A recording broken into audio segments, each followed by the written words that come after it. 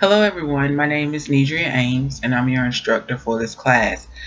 I wanted you all to have an opportunity to hear from me directly as it pertains to each week having some talking points on the different chapters. So without further ado, some of the talking points that I want to point out for chapter 4. So as we start chapter 4, we start to understand the emergence of thought and thinking and the process of thinking. And one of the first thing in the notes that we discussed that I pointed out was John Piaget. It's important to understand how he felt about as far as it pertained to how children view the world around them and think and process all of their information.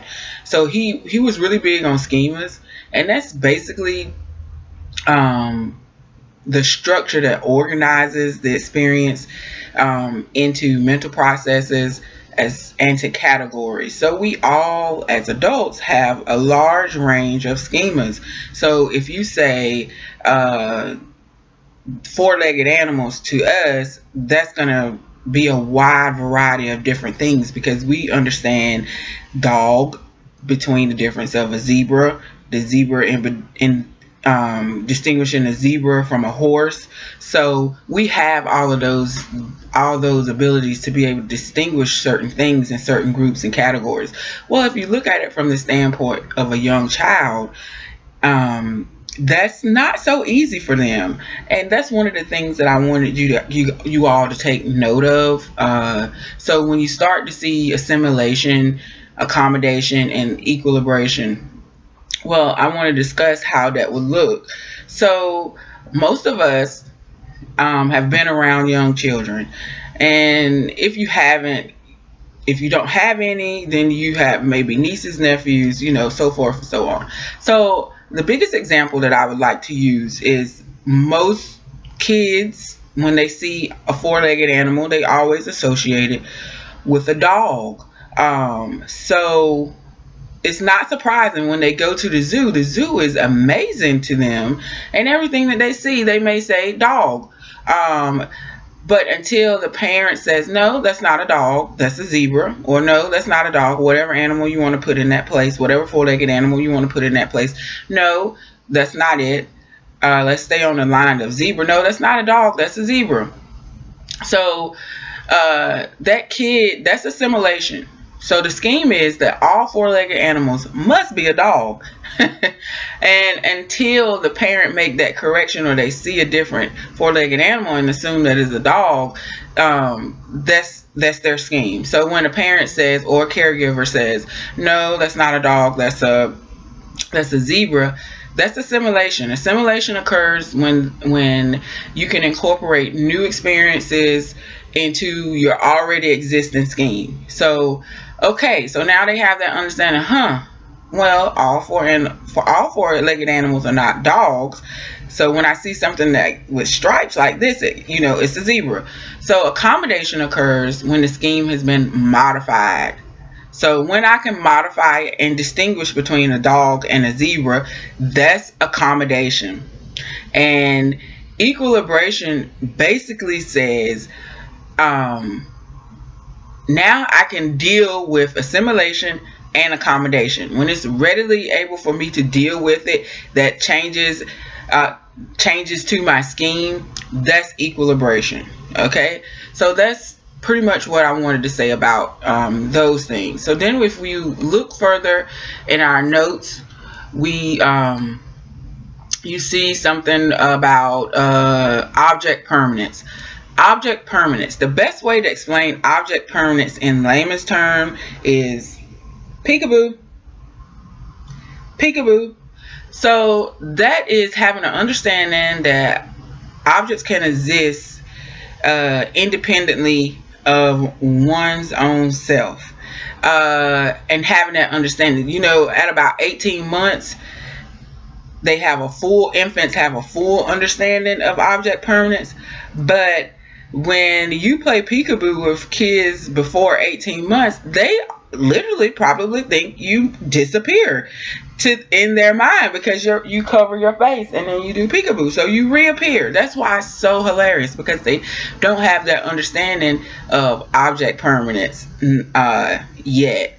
And we move further down to talk about excuse me, I'm working off of 2 screens here.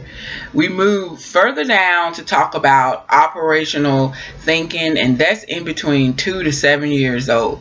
And what takes place there is that you finally see the use of mental signals like language, symbols, like language. When you talk about the pre-operational thinker, you see a lot of egocentrism. If you think about kids in between the ages of 2 to 7, and it probably goes on further than that, you see a lot of egocentrism. They're unable to see the world from anybody's point of view but their own. And that's pretty much explaining egocentrism. And animism, if you watch kids play, they always tend to give lifelike qualities to inanimate objects. So if you bump the table, you might hear a pre-operational thinker say, "Mom, say you're sorry, you bumped the table, that hurt him or her," or whatever they want to refer to it as. But that's giving lifelike properties to inanimate objects.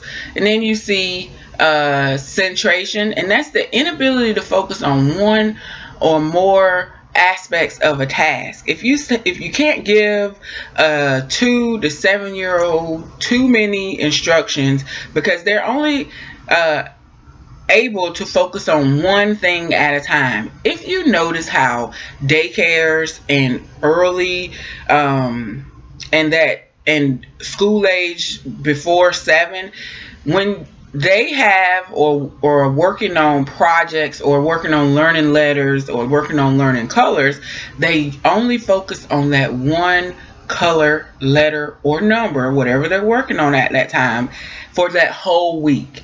Because if I only can understand one aspect of the task, then there's no need of flooding me with other things to distract me.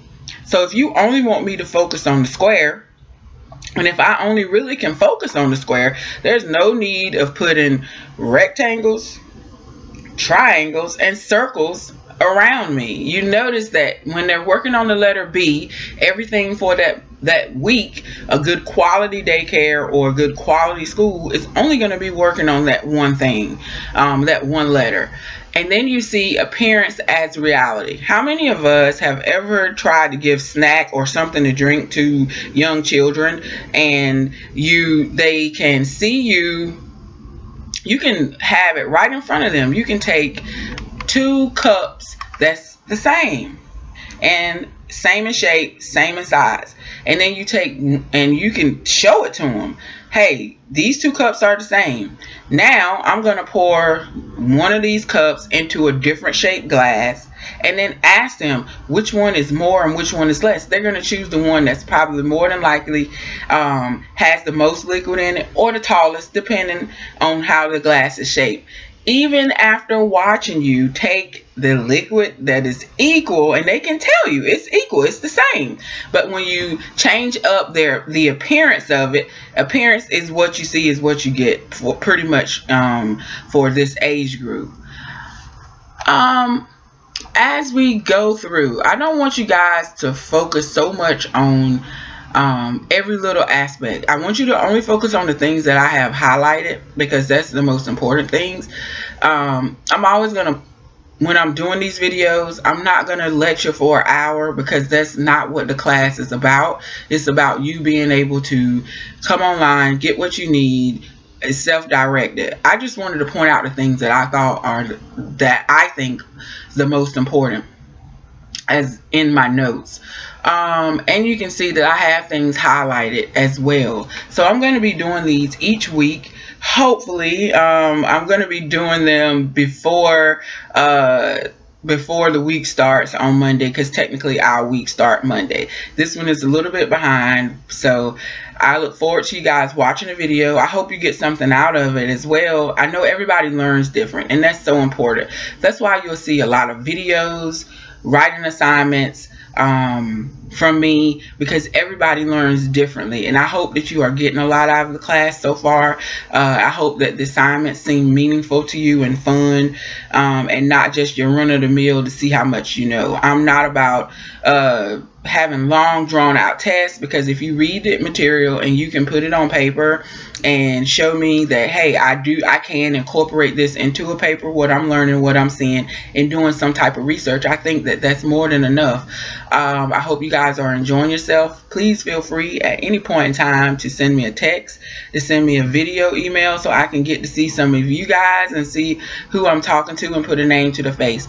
And that was one of the other things that was important to me as well, so that you guys, if you happen to see me cross on campus at the Hampton campus or at the Williamsburg campus, you can say, oh, that's Miss Ames, and you can say, hi, I was in your online class. That means so much to me. You guys mean so much to me, and I hope that you're getting a lot out of the class. Again, my best wishes to you as we embark on week 4. Wow, the time is really going, you guys, and I hope you guys are enjoying yourselves. All right, bye.